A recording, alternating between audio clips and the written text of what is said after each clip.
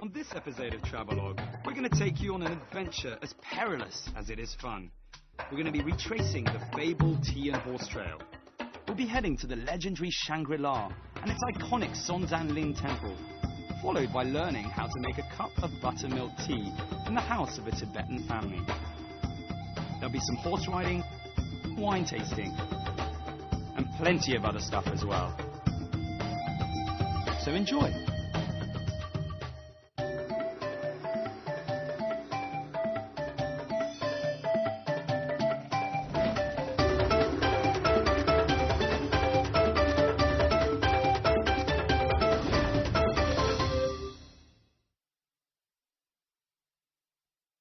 Witnessing the hardships of the pilgrims to Tibet, escaping through Death Valley, and listening to hymns in the most remote church in China. These are some of the highlights of an amazing adventure along the 1,500-year-old Tea and Horse Trail. Travelogue takes you on a legendary and perilous journey, joining a modern-day caravan as it winds its way among the rugged mountains from Yunnan to Tibet. It's a journey through a land of almost untouched culture and natural beauty. Retracing this fabled cultural and economic lifeline in China's history, join Travelogue on a 3-part series, Adventure on the Tea and Horse Trail. The Tea and Horse Trail, a trade route first trodden 1,300 years ago, begins at Pu'er in Yunnan and ends at Lhasa in Tibet. Over the centuries, tea, horses and many other goods have made their way onto neighbouring countries. The trail winds its way among some of the highest mountains in the country, where landslides and heavy snow are just some of the constant dangers. There are few other routes for cultural and economic exchange as perilous as this one. Hi, welcome to Travelogue Special in cooperation with Trends Traveller. I'm Mark, and over the next 10 days we're going to take you on what is arguably one of the most notoriously high, adventurous and perilous journeys known to man, namely the Chama Gudao. This is the Tea and Horse Trail, which was established over 1,000 years ago. I'm here in Shuhe, which is our first stop, and we're going to go from Lijiang all the way up through to Tibet. I can promise you that on this trip you're going to have adventure, mystery and hopefully a hell of a lot more. See you later. Our exploration of the Tea and Horse Trail begins with the Qinglong Bridge, the symbol of Shuhe. Built 600 years ago, it's the oldest bridge in the whole region. It's also a fine place just to sit and watch the world go by. Shuhe is a peaceful place where time doesn't just stand still, it actually seems to be flowing slowly backwards. A crystal clear waterway zigzags across it and disappears among a cluster of ancient buildings. When you see how beautifully preserved the place is, it's hardly any wonder that Shuhe has been included by UNESCO on its World Heritage List. The leisurely pace of life creates a unique sense to somewhere that time forgot. This part of Yunnan is home to the Nasi people. One of the many interesting things about the Nasi is their women, who are known to be hard-working and resilient. As the 6th stop on the Tea and Horse Trail, the men of Shuhe would often be away on the trail, which we can still see today. Check out this cool shop. Wow. Now how old is that? That actually looks like something that the Chama Gudao might have had and put their tea in or something. So maybe this shop has got more stuff. Let's have a look.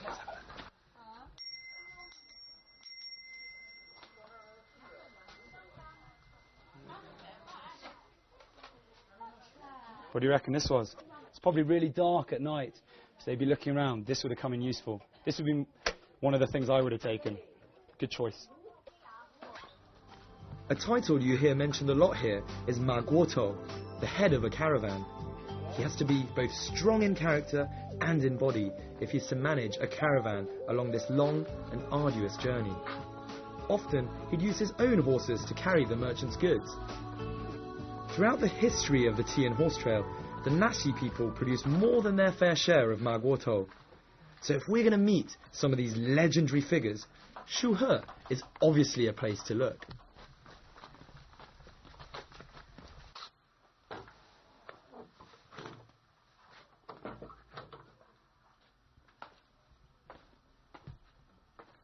These walls really look very, very worn out. It's quite something.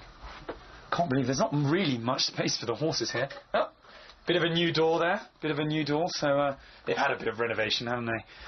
Let's go check out the rest of the house.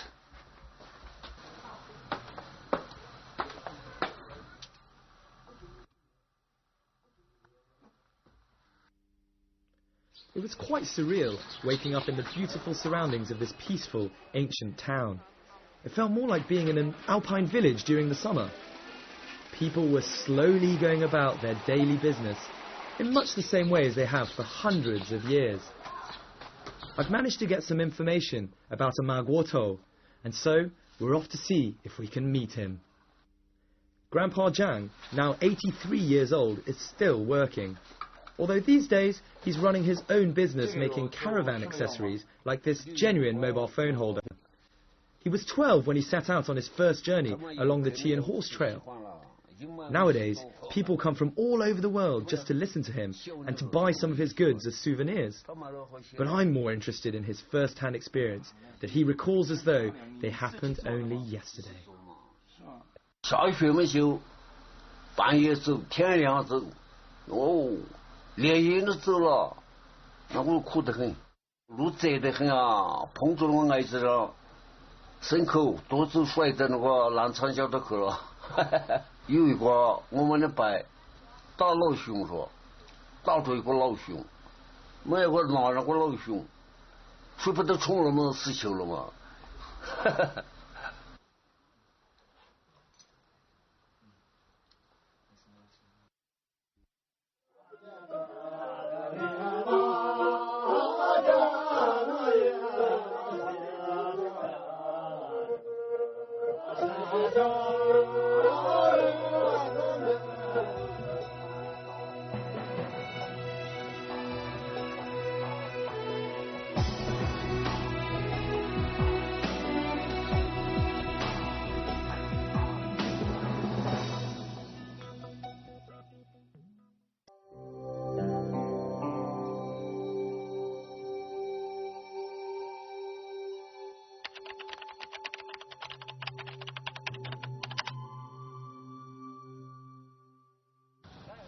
6:30 in the morning.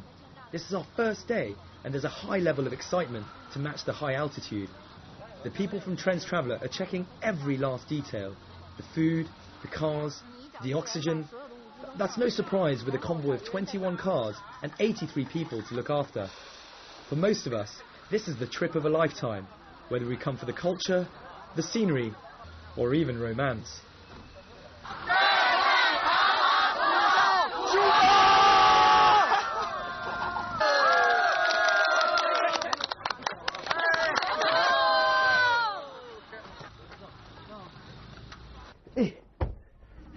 Bye-bye, Li Jiang. Ciao, Magudo! At last, we're off. We've all been warned about the potential dangers that lie ahead on this long journey. The weather can be unpredictable, the winds may be high, and there may be landslides. Let's not forget, there is always the possibility of succumbing to altitude sickness. It all adds to the excitement, and even the fear. But surely there can't be anything to worry about at our destination today. Shangri-La, which I only know from James Hilton's famous book, Lost Horizon. According to Tibetan Buddhist scriptures, a Shangri-La is a place where human beings, animals and nature live in perfect harmony. And this is a pretty fair description of the Shangri-La as it appears in James Hilton's book. Ever since the early years of last century, Shangri-La has been an important business and transportation hub on the Tea and Horse Trail. Culturally speaking, most people here are Tibetan Buddhists. In a place blessed by Mother Nature, where the scenery is so incredibly beautiful, Tibetan and Yi people have had no trouble making a happy home for themselves.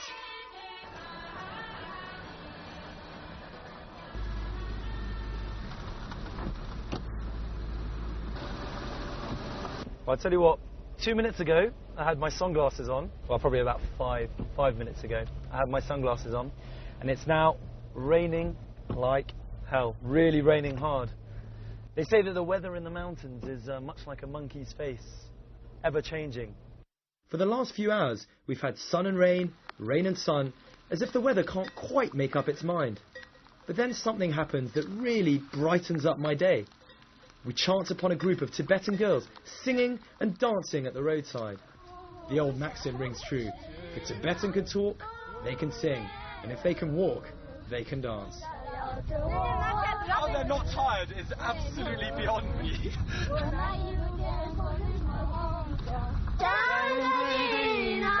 I know that bit, Shangri-La.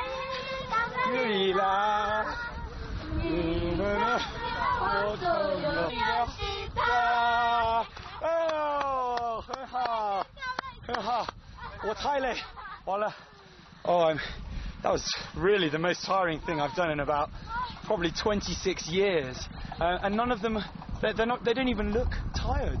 They don't even look tired. Look at me, I'm getting old.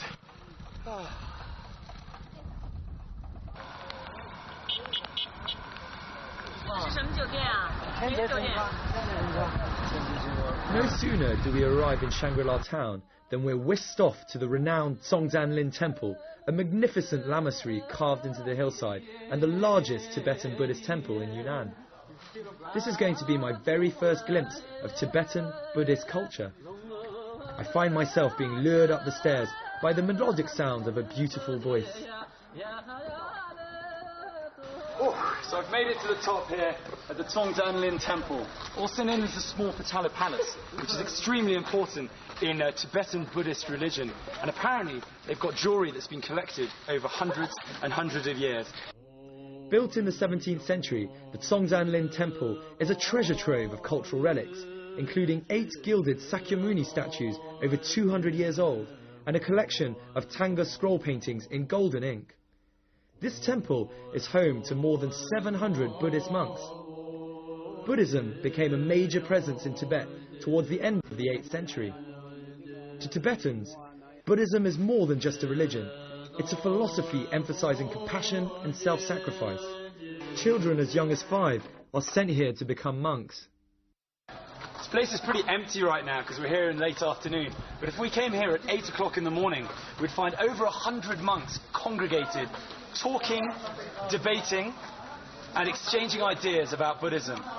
See, to reach the highest level, which is the equivalent of a doctorate, you'd actually have to really, really have a deep knowledge of Buddhism. So they come here, they walk around, and they ask a question like this. So you say, ask a question. If you want to take the question, you put your hand up here. It's pretty cool. It's pretty cool.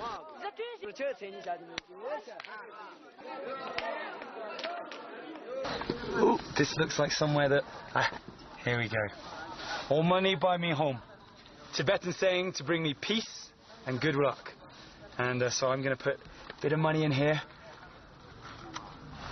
and hope that Buddha brings me good luck too. Not far from the lamasery, I come across a Tibetan farm. Now, this is my chance to see what life's like for an ordinary Tibetan family here.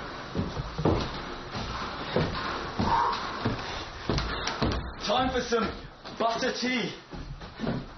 Ni hao. Hi. Hey, 谢谢。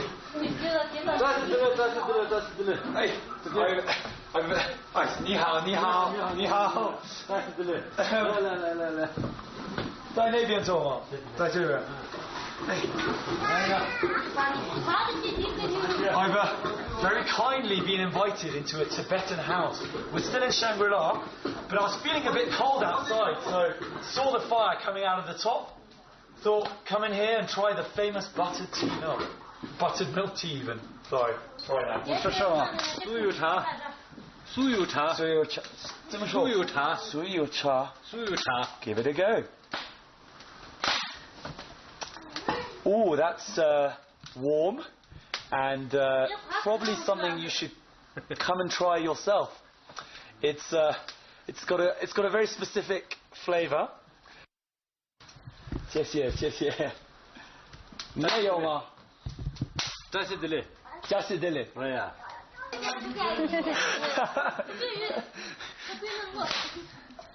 Look at that, we've got the whole family here.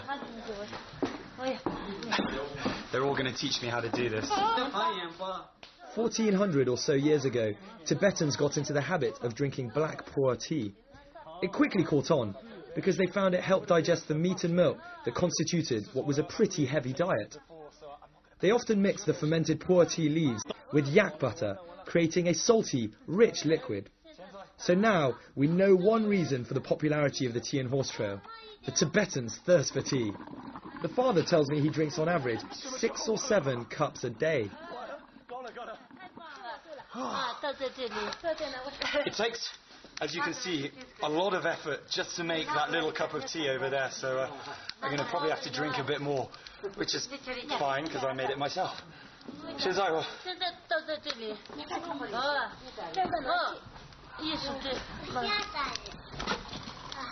I don't think I'll ever forget the generous and heartwarming welcome I received from the Tibetan family. The whole family lived together on the farm and raise cattle and grow barley.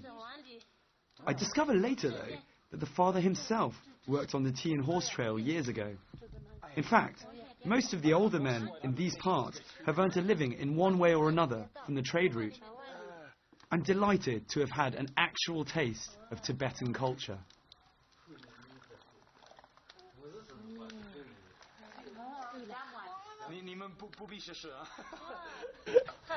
I don't think they need to try mine. So let's see what a Mark special Tibetan tea tastes like. Come on, Mark, you can do this. Yeah. Little less butter. Still very. It does actually want. Second time round, I was being a bit unfair over there. Cheers. We're in the Shangri-La outdoors, surrounded by animals.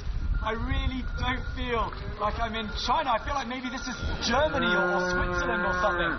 I've made a lot of good new friends today, so we're very good. Sad to see them leave, huh? Let's go, let's go.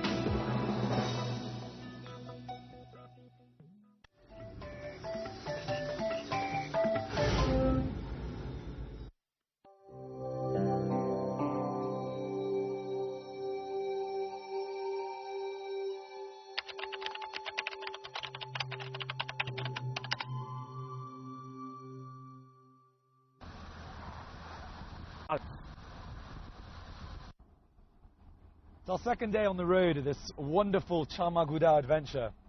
We've already had a few casualties, unfortunately, last night due to the altitude.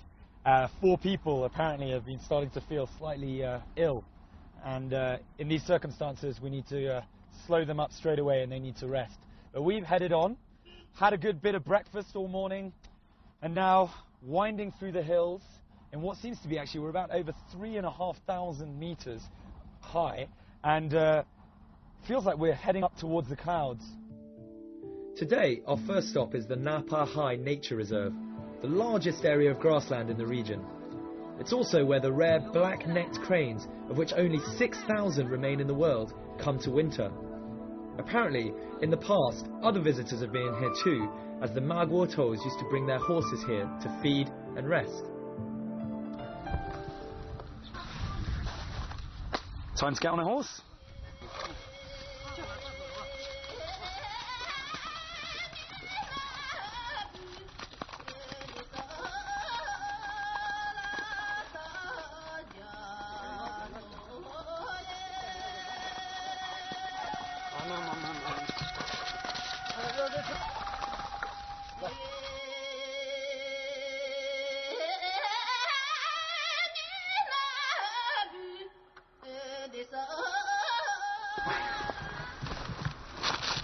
Stuff like this really annoys me. We're in a place of immense beauty.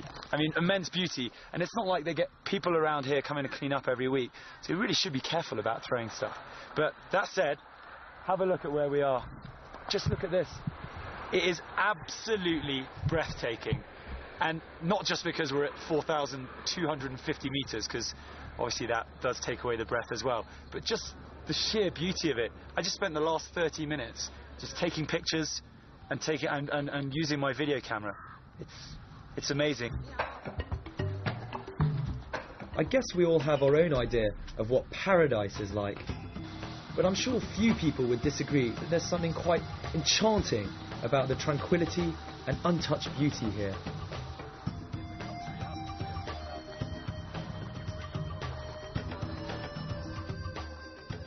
Next stop, the Pagoda Forest, a fantastic place to see the famous Meili Holy Mountain.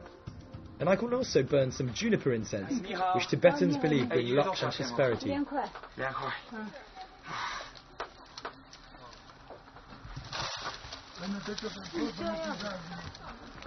So, what I actually do is I put the leaves in here and make a wish.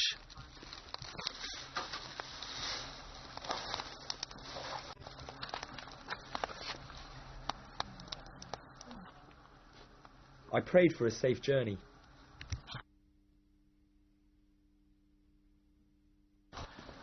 Whew. So I'm here in this wonderful little sort of tower on the edge of a mountain that's filled with Buddhist scriptures that are put up here essentially to bring luck to travellers, so that the wind passes through and brings luck. And over there we can see the Meili Mountains. Everywhere you go in Tibetan inhabited areas, you'll see the bright prayer flags. The 5 colours correspond to different elements: earth, water, fire, cloud and sky. As someone with a fascination with borders, Deqing was for me a great place to come. There's Sichuan to the east, Tibet to the west, and Myanmar to the southwest. There's plenty of atmosphere, mainly thanks to the busy main road that dissects it. Deqing was probably best known for its many inns, where weary Magwo-tos could take some well-deserved rest. Although a dozen ethnic groups call Deqing home, the county is 80% Tibetan, which creates a real cultural melting pot. Over 1,000 years ago, the area was one of the main hubs of activity on the Tea and Horse Trail.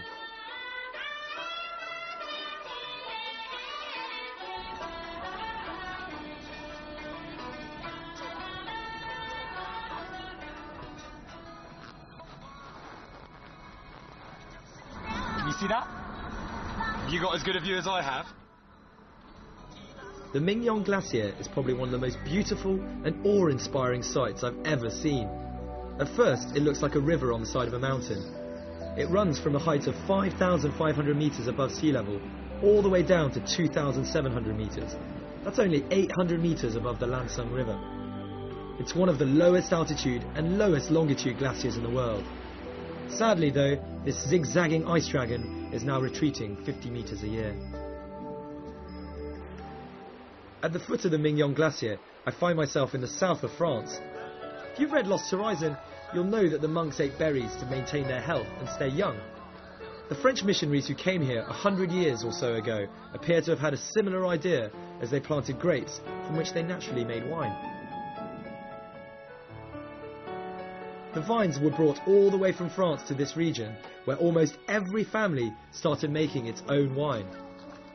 Who would imagine that in such a remote Chinese village, you'd find people drinking French wine every day?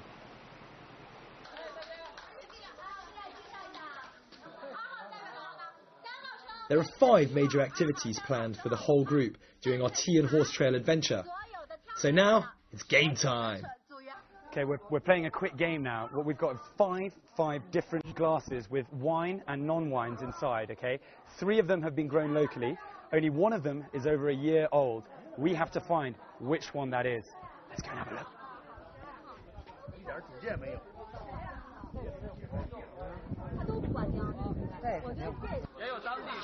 The group are taking their tasting very seriously, although some of the tasting methods do seem a little unorthodox.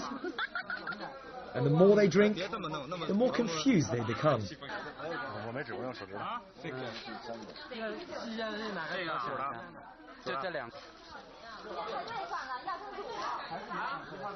You want to try? This is where I swoop in with my highly refined palate. It's not number 5. 4 is too light because the wines here, I've been told, are much darker. So that's an insider's tip. 3 actually tastes all right. 说好，说好。I was right. It's wine number 3. There's a prize for the winner. A glass of fine wine bottled just 10 days ago. Maybe I am French after all. 看到了梅里雪山，然后走到这个地方来喝这个葡萄酒，觉得简直是太美好了。云彩离我都很近，好像是在云彩里喝酒的感觉。这边的酒有一股古朴的感觉，特别淳朴，就像这边的人民一样。Everything is different, and drunk the wine is different, really different. You want to try? Come here. The Meili Holy Mountain has 13 peaks that are over 6,000 meters. The highest is Kawa Gerbor, which means the god of the snow mountain. Legend has it that the peak is the incarnation of a Tibetan god who helped drive away an evil spirit. Kawa Gerbor remains unconquered to this day, but at least we were lucky enough to see the top.